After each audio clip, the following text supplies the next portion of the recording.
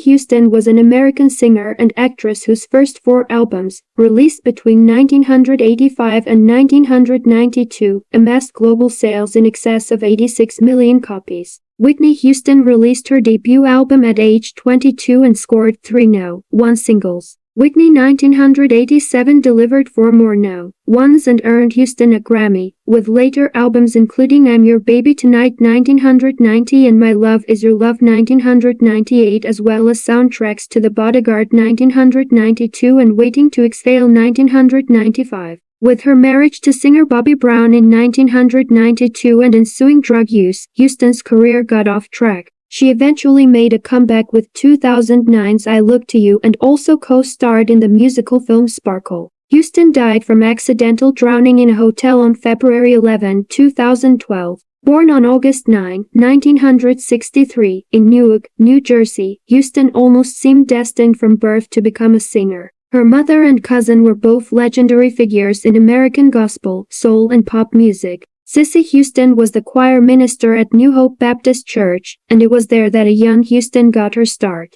Even as a child, Houston was able to wow audiences. She later told Diane Sawyer that her rapturous response from the congregation at New Hope had a powerful effect upon her. I think I knew then that my singing ability was an infectious thing that God had given me. By the time she turned 15, Houston was performing often with her mother and trying to get a record deal of her own. Around the same time, she was discovered by a photographer who was awed by her natural beauty. She soon became an extremely sought-after teen model, one of the first African-American women to appear on the cover of Seventeen magazine. But music remained her true love. When she was 19, Houston was discovered in a nightclub by Arista Records' Clive Davis, who signed her immediately and took the helm of her career as she navigated from gospel to pop stardom. In 1983, Houston made her debut on national television, appearing on The Merv Griffin Show to sing Home from the musical The Wiz. She and Davis spent the next 2 years working on her debut album, finding the best producers and songwriters available to showcase her amazing vocal talent.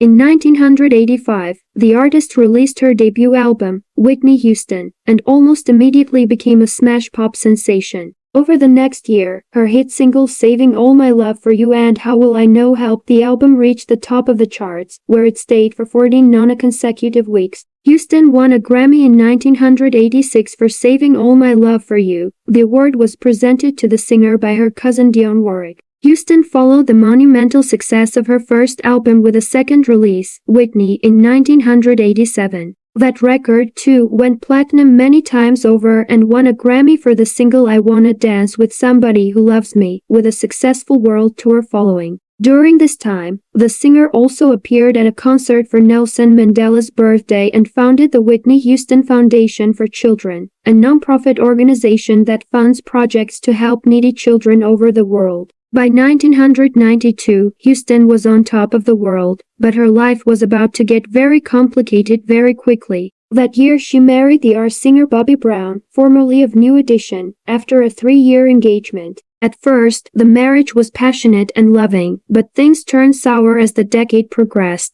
Both Brown and Houston battled substance abuse and increasingly erratic behavior, with Houston later alluding to emotional abuse from Brown and domestic violence. In spite of these growing personal troubles, Houston continued to progress in her career, crossing over successfully into acting in 1992 by starring opposite Kevin Costner in the wildly popular movie The Bodyguard. With this project, she set a trend for her films to follow. For each movie she also released hit singles, creating sensational record sales for the soundtracks. Her smash single from The Bodyguard, a cover of Dolly Parton's I Will Always Love You from 1974, proved to be Houston's biggest hit ever, spending a record-breaking 14 weeks atop the U.S. charts. The soundtrack album went on to win Houston 3 Grammys, including Album of the Year and Record of the Year. Later in the 1990s, Houston also starred in Waiting to Exhale and The Preacher's Wife, both accompanied by hit soundtracks as well. In 1998, Houston released My Love Is Your Love, her first non-soundtrack studio album in many years, and it earned her another Grammy for the single It's Not Right But It's Okay. The album was not as successful as her previous full-length releases, though her collaboration with Mariah Carey in the animated film The Prince of Egypt produced a hit single, When You Believe, which won an Academy Award.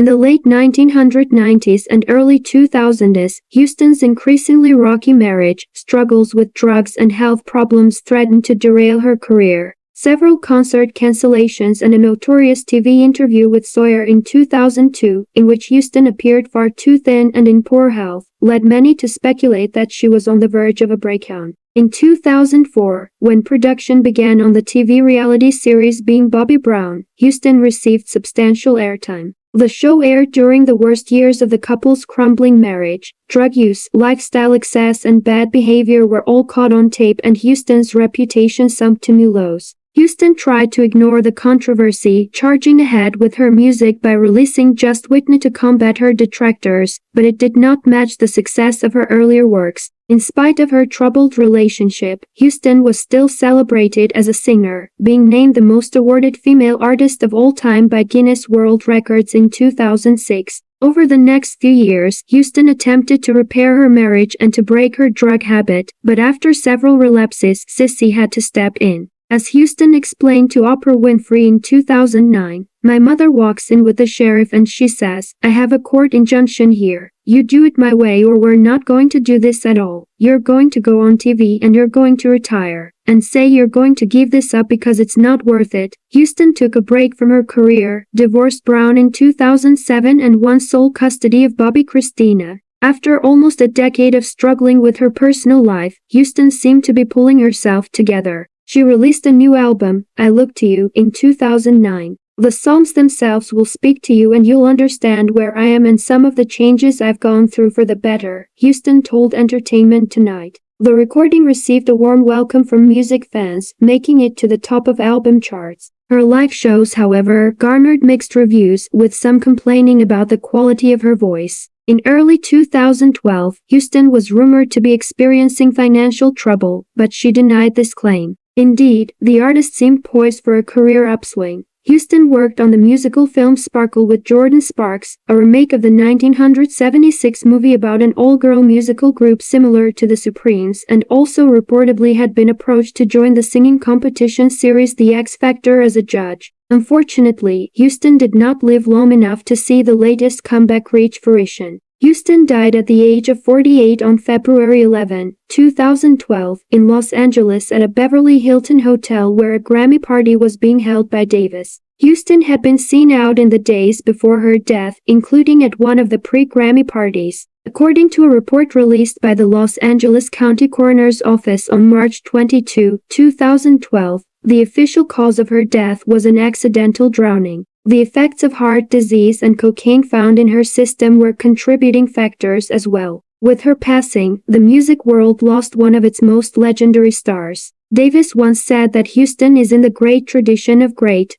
singers, whether it's Lena Horne or Ella Fitzgerald or Sarah Vaughan or Gladys Knight. Daughter Bobby Christina dealt with much tumult after the death of her mother. She was hospitalized immediately after the passing of Houston due to emotional trauma, but later spoke with Winfrey about returning to her mother's home and feeling her mother's presence. Houston left everything to her daughter, but eventually the singer's sister-in-law Pat Houston became the executor of the estate.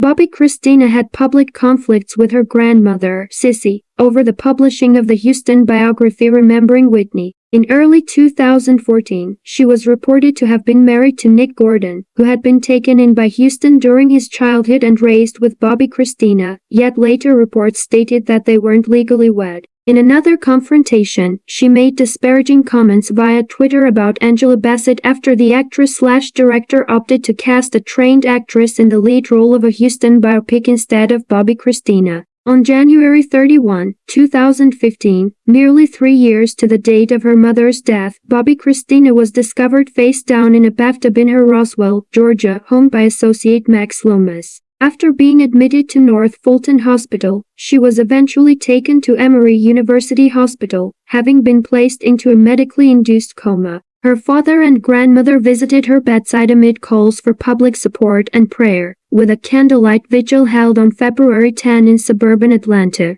Bobby Christina Brown died on July 26, 2015, at Peachtree Christian Hospice in Duluth, Georgia. She was 22 years old. Backed by the Houston estate, the documentary Whitney was released in July 2018, with Houston's sister-in-law, Pat, serving as executive producer. Everyone that has a life has a story. It's her story and it's played out in the documentary, Pat Houston told Good Morning America a few weeks before the film's release. She narrated a lot of it herself. It's just her life and her story as the family would see it, and the friends who dealt with it every single day. The documentary premiered at the Cannes Film Festival. In the doc it is revealed that her cousin, Dee Dee Warwick, sister of Dionne Warwick, allegedly sexually abused the singer. Houston's brother told filmmakers he was abused by Dee Dee and believed his sister was too. The documentary also provided insight into Houston's relationship with drugs. Her brother Michael admitted that he gave her marijuana and cocaine as a gift for her 16th birthday, as well as her kinship with fellow pop superstar Michael Jackson.